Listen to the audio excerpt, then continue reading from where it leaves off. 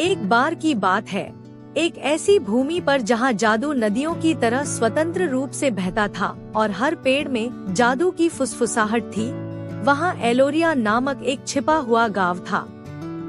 चमकदार जंगल के भीतर बसा एलोरिया असाधारण सुंदरता का स्थान था, जहाँ फूल भोर में धुन गाते थे और रात का आसमान दुनिया में कहीं और की तुलना में अधिक सितारों से जगमगाता था। एलोरिया में लायरा नाम की एक छोटी लड़की रहती थी, जिसका दिल लोमड़ी की तरह जिज्ञासु था और आंखें रोमांच की रोशनी से चमकती थी। लायरा गांव के किसी भी अन्य बच्चे से अलग थी। जबकि अन्य लोग अपनी दुनिया के अजूबों से संतुष्ट थे, वह जंगल के किनारे से परे छिपे रहस्यों को जानने के लिए तरस रही थी। एक ठंडी सुबह जब सूरज की पहली किरणें पन्ना छतरी से होकर गुजरी, लायरा को एक बड़े पुराने ओक के पेड़ की जड़ों के नीचे दबी एक प्राचीन पुस्तक मिली। पुस्तक ड्रैगनहाइड में बंधी हुई थी और प्रतीकों से सजी हुई थी जो उसे देखते ही नाचते और बदलते हुए प्रतीत होते थे। कांपते हाथों से उसने उसे खोला और सुनहरी धूल की एक भंवर ने उसे घेर लिया। कौन मुझे जगाने की हिम्मत करता है? पन्नों से एक आवाज गूंजी। मैं एलोरिया की लायरा हूँ, उसने उत्तर दिया। उसकी आवाज उसके तेज दिल के बावजूद स्थिर थी। तुम कौन हो? मैं एल्डारियन हूँ, भूले हुए जादू का संरक्षक, आवाज ने उत्तर दिया। तुम्हें कानाफूसी की किताब मिल गई है।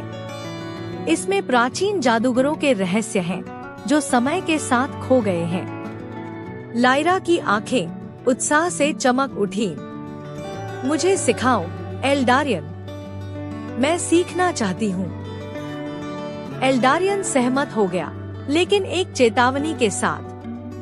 जादू सिर्फ एक उपकरण नहीं, बल्कि एक जिम्मेदारी है। इसमें महारत हासिल करने के लिए तुम्हें खुद को योग्य साबित करना होगा। 3 परीक्षण पूरे करो और इस पुस्तक के रहस्य तुम्हारे हो जाएंगे।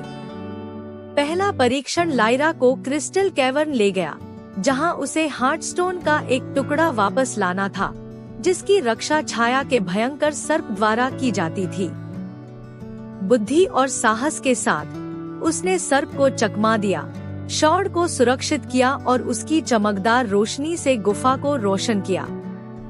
दूसरी परीक्षा उसे मंत्रमुग्ध झील तक ले गई, जहां उसे चांद का आंसू वापस लाना था।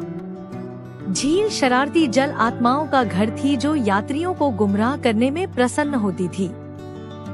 लिरा ने अपनी दयालुता और धैर्य के साथ आत्माओं से दोस्ती की, जिन्होंने फिर उसे चांदी के मोती की तरह चमकते आंसू तक पहुंचाया।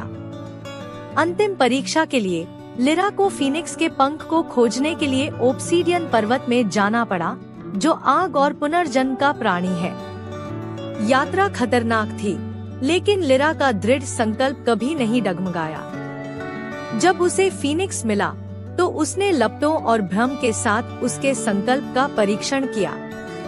उसके शुद्ध हृदय को पहचानते हुए फीनिक्स ने उसे एक पंख दिया, जो नई शुरुआत के वादे के साथ चमक रहा था। हाथ में तीनों वस्तुओं के साथ लिरा वापस बुक ऑफ विस्पर्स में लौट आई। तुमने अच्छा किया, एल्डारियन ने कहा। तुमने बहादुरी, दयालुता और दृढ़ता दिखाई है। प्राचीन जादूगरों के रहस्य अब तुम्हारे हैं। लिरा ने जादू में महारत हासिल करने में कई साल बिताए, एक बुद्धिमान और शक्तिशाली जादूगरनी बन गई।